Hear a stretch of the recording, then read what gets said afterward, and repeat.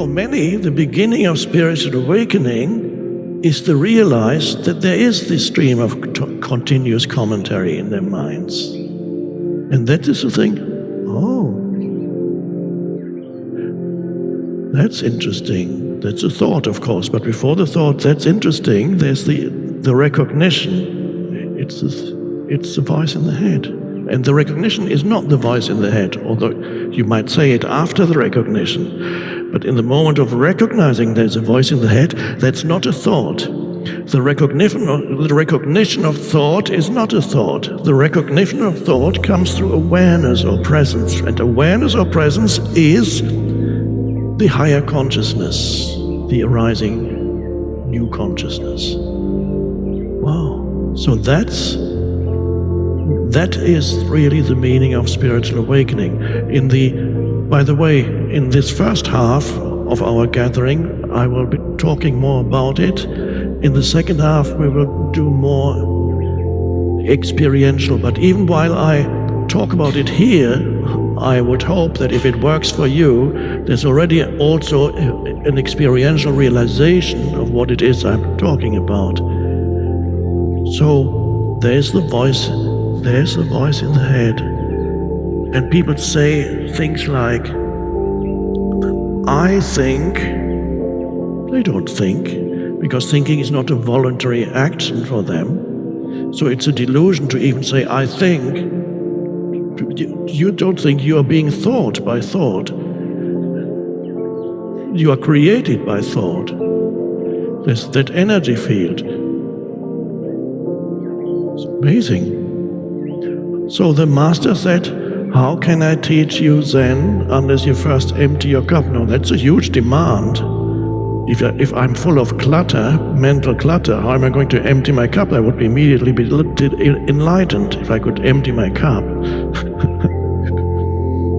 But the teaching points to something. It points to the word empty, and that's interesting. That is an important word in Buddhism. And I don't think it's a good translation. Who first came up with it, I don't know. In the 19th century, the Europeans started to translate ancient texts from Sanskrit, and one person came up with the translation of the Sanskrit term sunyata, and translated it as emptiness. That doesn't sound so nice. It sounds like something missing or something like that. So I have an alternative translation for the Buddhist term emptiness. So that empty is an important word. So remember, the Zen master said, how can I teach you Zen unless you first empty your cup? Empty. Emptiness, my alternative translation for that is spaciousness. Spaciousness is a dimension of consciousness in you.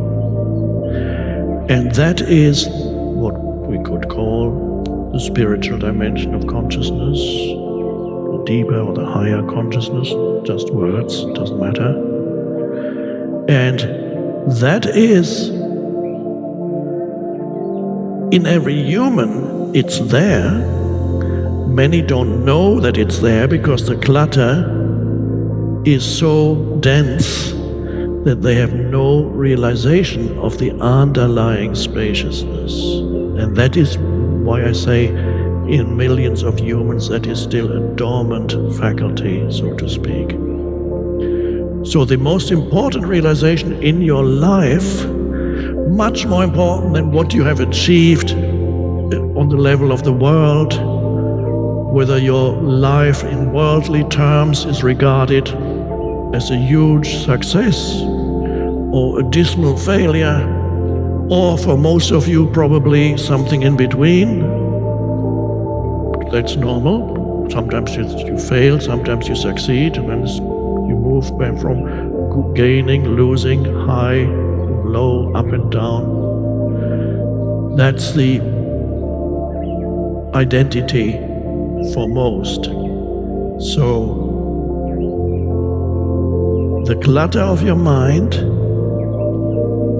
is there, but there are moments in your life when you become aware of something spacious underneath it, but you may not call it that. You may not call it anything.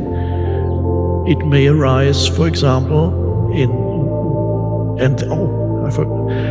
in many humans who may never have heard of anything spiritual.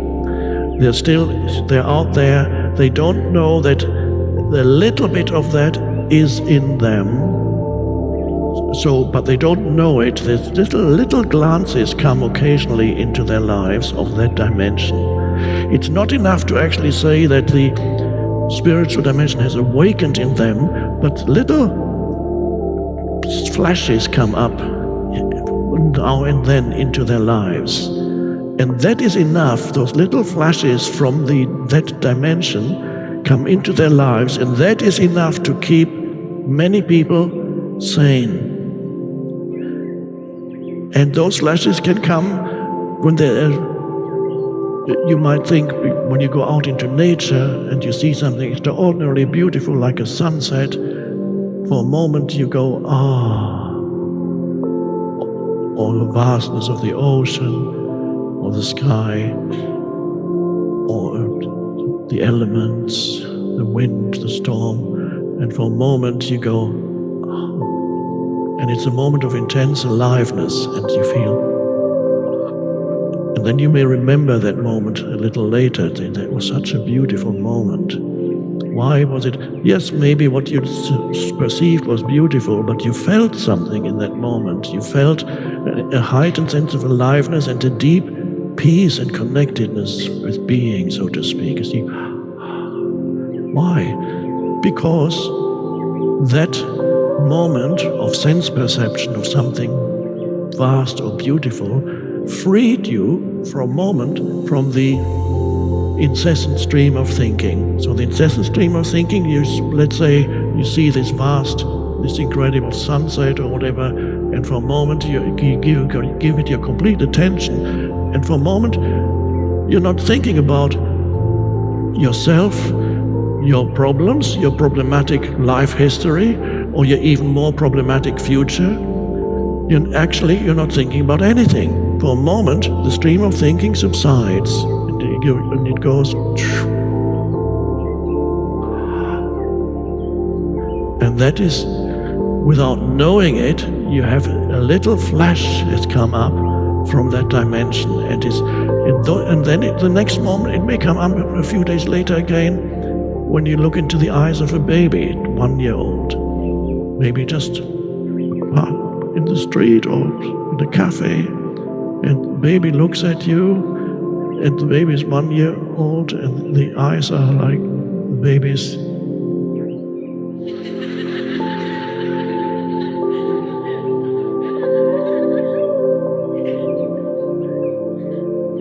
And you know instinctively that the baby is not thinking about you, because thinking hasn't started yet. The words have not accumulated yet, the thoughts haven't started yet, and yet there's a consciousness there. You can see very clearly there's an intense consciousness that's looking through those eyes at you without judging you in any way. And in that moment, for just a few seconds, you feel so good. And you say, Why do you feel so good? Because at that moment, the baby liberated you from your stream of thinking, and again, a little bit of spaciousness opened up inside you. And so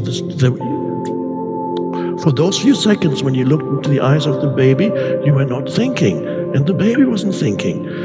So through the baby, you are able to be in that dimension, and it felt so good. Spontaneously, they can arise. They're not recognized by people as ultimately spiritual, but they are. And so many people, there are millions of people who experience those things briefly, but that's enough to give you a sense still of life is worth living. And then there are others who are so burdened by their minds, they cannot even communicate with a baby. They cannot even perceive the beauty of nature anymore, because their mind is so noisy that there's a total veil. So they don't look at the baby like, they look at the baby, oh, that's a nice baby. They don't really see the baby. Immediately it's labeled.